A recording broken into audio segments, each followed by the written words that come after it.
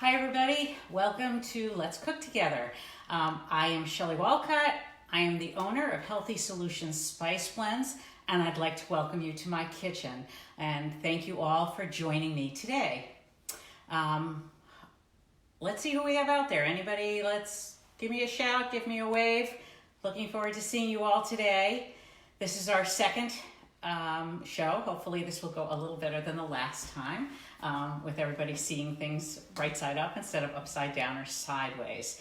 To give you a little bit of an idea of what is going on here, my plan is not to cook for you, but to inspire and to share with each other our recipes and some helpful hints. So today I wanted to introduce you to one of my favorite spice blends. This one is Cajun seafood. So this comes from our collection of the no salt, no sugar blends. So anyone on a restricted diet, this is a great spice blend to use. But you might be saying, you know what, I don't really like fish. My family doesn't eat fish. What's great about this spice blend is that it is as good on chicken or pork or ribs as it is on a piece of fish. But today I'm going to show you two of my favorite recipes. The first one are my Cajun shrimp burgers. I also call them my Cajun shrimp balls. I tend to use the shrimp balls more for a party, more than, everyday meals. What I've done is I've gone ahead and I've cooked them for you ahead of time so that you could see. Here's what your finished product is going to look like. This is a very, very simple recipe. It has shrimp. It has the Cajun blend in it. It has some panko breadcrumbs, and it has one egg. Can't get any easier than that. So a pound of frozen shrimp. I like to buy the ones that are already peeled, but make sure that they're not cooked shrimp. Put them in your food processor and pulse them. I'm going to say pulse 5 or 6 times and take a look at it. The important thing is that you don't want your shrimp to turn to mush. What I did is I saved some aside so that you can see what it should look like. See that it's kind of nice and chunky. You can see the shrimp in there. Make sure it's better to do less pulses than more so that you don't end up with paste. Once you've pulsed the shrimp, you're going to add, if it's a pound of shrimp, you're going to add 1/4 to 1/2 cup of plain breadcrumbs. The panko are great because it gives it a little bit more texture. Plain breadcrumbs are fine. Mix in an egg, mix it all together. And then what you're going to do is, depending on whether you're making burgers or balls, you're going to take, I use one of these little scoop thingies, and basically what you're going to do is you're going to grab some, roll it in your hands to make a ball, put it in a pan. Of course, you all know that I love cast iron, so we're using a cast iron pan. With a little bit of olive oil. My great thing that I'm into these days is a little bit of avocado oil. Oops, wrong one. Avocado oil right here. And this is what the shrimp ball is going to look like when you're all done with it. Okay. Now, you can make a dip to go with it. A lot of people use sour cream and a little bit of dill or whatever seasoning you'd like in it. Plain sour cream is great as well.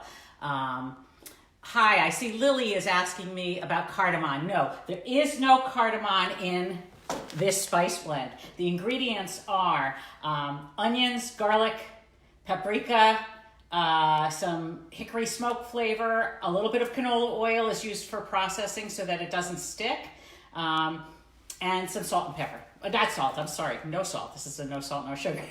And just some pepper. Lily, did that answer the question for you?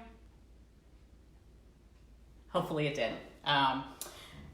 The other thing to do with the same recipe is you're going to stick it in a pan and make burgers.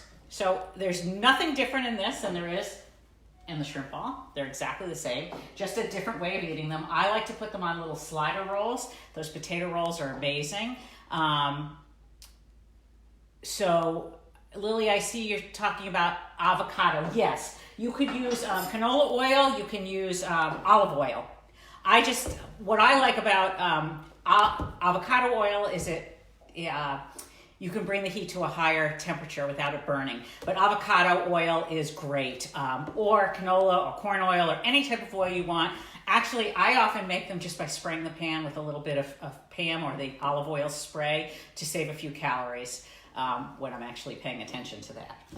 So that's one thing to do with the Cajun spice blend. The other thing is my husband is not a shrimp eater. He is not a seafood eater. He really doesn't like any of it.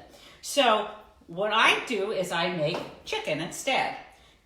Basically, you're going to take a chicken breast, chicken tenders, whatever you like, add them.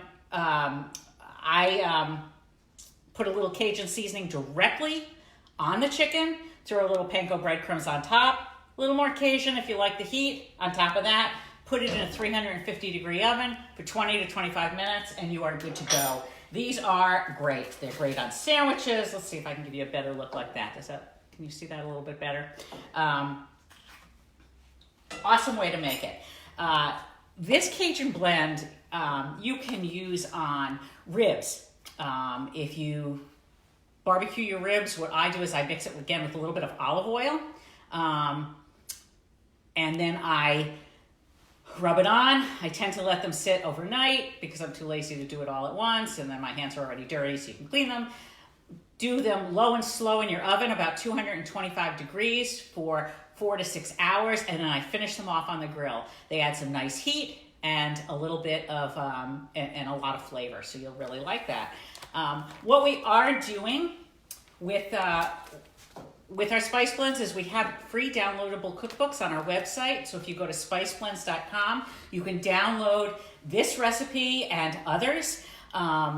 We also will be posting this on Facebook and on our website so that if you missed this episode, you'll get to see it again.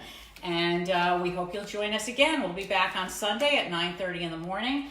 Before I go, does anybody have any questions, anything they'd like to share? Lily, did I answer your questions? I'm hoping I did. Okay, everybody, great to see you. We'll see you on Sunday. Bye.